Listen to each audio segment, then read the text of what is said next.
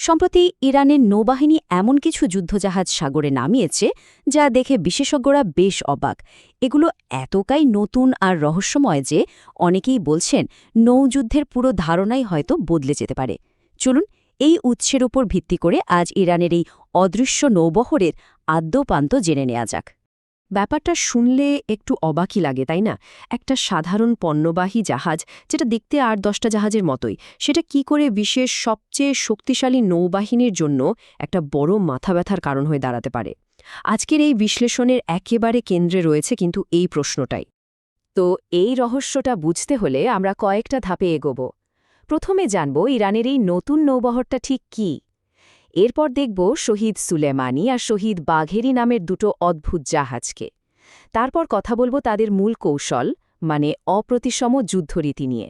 আর সবশেষে বোঝার চেষ্টা করব এই নতুন নৌবহরটা আসলে কতটা বড় হুমকি। তো গল্পটা শুরু হচ্ছে ইরানের ইসলামিক রেভলিউশনারি গার্ড কোর্পস বা আইআরজিসি এর নৌ শাখাকে দিয়ে। তারা সম্প্রতি এমন কিছু যুদ্ধজাহাজ নিয়ে এসেছে যা প্রচলিত সমস্ত ধারণাকে একরকম চ্যালেঞ্জ জানাচ্ছে। এগুলোকে শুধু নতুন জাহাজ বললে ভুল হবে, বরং বলা যায় নৌযুদ্ধের এক নতুন দর্শনের শুরু। এই ধাঁধার প্রথম যে অংশটা সেটা হল শহীদ সুলেমানি নামের এক অত্যাধুনিক যুদ্ধজাহাজ। প্রথম দেখায় এটাকে আর ৫টা সাধারণ করভেটের মতোই মনে হতে পারে, কিন্তু এর ডিজাইন আর প্রযুক্তি একে একটা অন্য মাত্রা দিয়েছে। এর সবচেয়ে মজার ব্যাপার হলো এর ডিজাইনটা। এটা একটা ক্যাটামারান, মানে এর নিচে দুটো সমান্তরাল কাঠামো বা হাল আছে। এর ফলে কি হয়, এটা উত্তাল সমুদ্রেও যেমন স্থিতিশীল থাকে, তেমনি অবিশ্বাস্য গতিতে ছুটতে পারে, যা অনেক বড়সড় যুদ্ধজাহাজের পক্ষে সম্ভবই না। এর সাথে আবার যোগ হয়েছে শত্রুর রেডারকে ফাঁকি দেওয়ার জন্য স্টিলথ প্রযুক্তি আর বিধ্বংসী সব মিসাইল সিস্টেম। সব মিলিয়ে আকারে ছোট হলেও এটা একটা ভয়ঙ্কর প্রতিপক্ষ।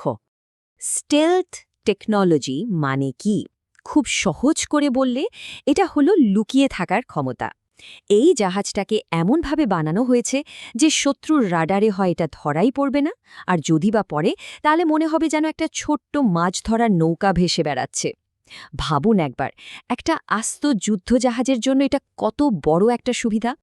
আচ্ছা, শহীদ সুলেইমানি তো গেল, এবার আসা যাক আরও অবাক করা একটা জাহাজের কথায়। এটার নাম শহীদ বাঘেরি, একটা বিশাল আকারের ড্রোনবাহী জাহাজ। আর এর পেছনের গল্পটা আরও বেশি ইন্টারেস্টিং। হ্যাঁ, যা দেখা যাচ্ছে একদম তাই। এটা কিন্তু জন্ম থেকেই কোনো যুদ্ধজাহাজ ছিল না। এটা ছিল একটা সাধারণ কন্টেইনার শিপ, যেটাকে পুরোপুরি বদলে ফেলে একটা ভাসমান ড্রোন ঘাঁটিতে পরিণত করা হয়েছে। খুব কম খরচে একটা অসামান্য সামরিক ক্ষমতা তৈরির এটা একটা দারুণ উদাহরণ কিন্তু। এই স্লাইডটা দেখলে পুরো ব্যাপারটা পরিষ্কার হয়ে যাবে। দেখুন, একদিকে আছে আমেরিকার মতো দেশের প্রথাগত বিমানবাহী রণতরী, যেগুলো বানাতে বিলিয়ন বিলিয়ন ডলার খরচ হয়।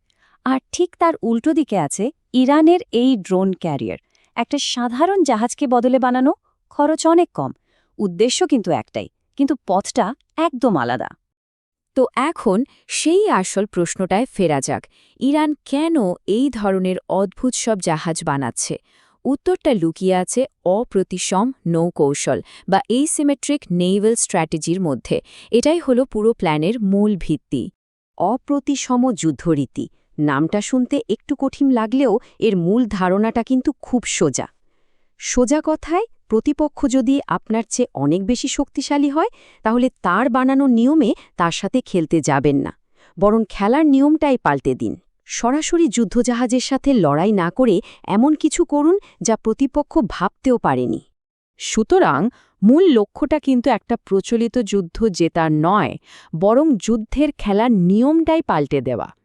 ইরানের উদ্দেশ্য হয়তো আমেরিকার নৌবহরকে একেবারে ধ্বংস করা নয়, বরং সেগুলোকে এমনভাবে ব্যতিব্যস্ত রাখা বা এমন ক্ষতি করা যাতে তাদের পক্ষে স্বাভাবিকভাবে কাজ চালানোই মুশকিল হয়ে পড়ে।